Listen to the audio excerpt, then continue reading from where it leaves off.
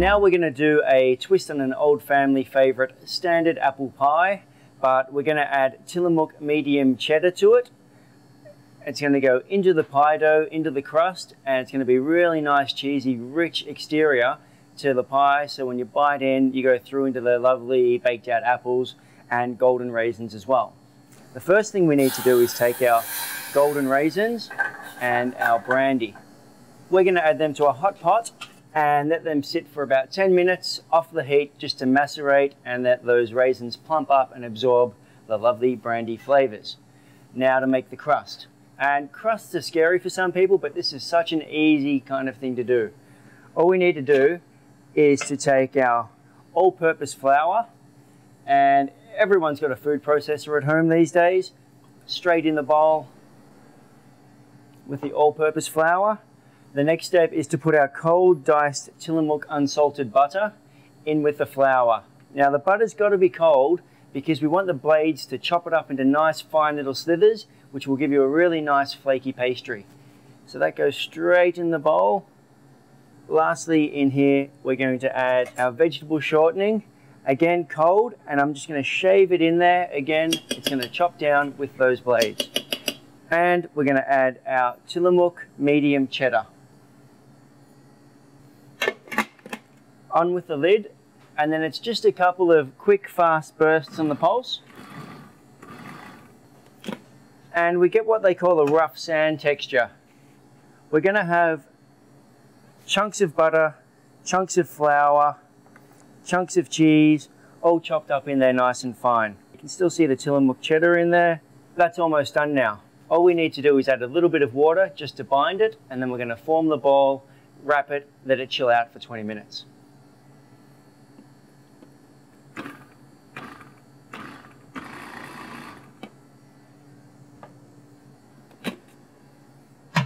You've always got to be gentle with your doughs, but that's pulled up under the sides now. If we squeeze those sides, you can feel that you're going to start to get a dough.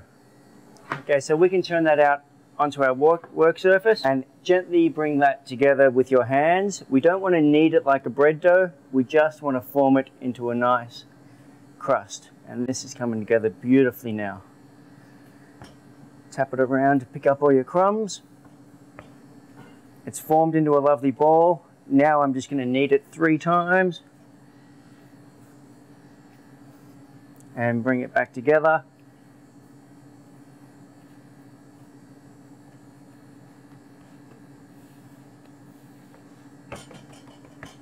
There's our completed dough. I'll split that into 2 pieces. We'll wrap it and refrigerate it for 20 minutes, and we'll roll our base and our lid out for our apple pie.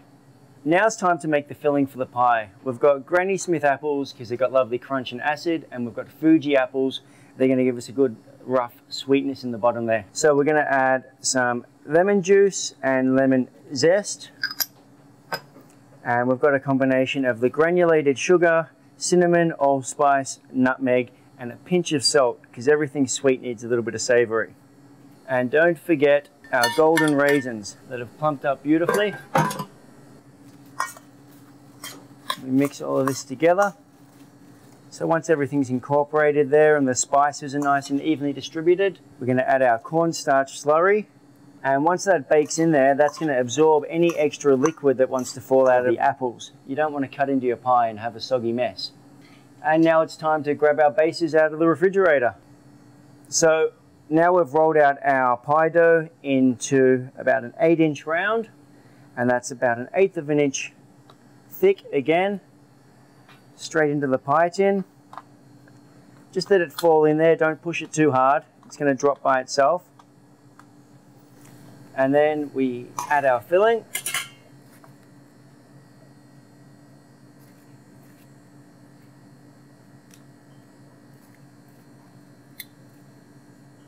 Don't forget to get a tablespoon or so of the juice in there. And we'll place a lid on top, same size piece of dough, and then we can just roll and pinch the edges in. Again, you need to cut a vent into the top of it to let the steam escape.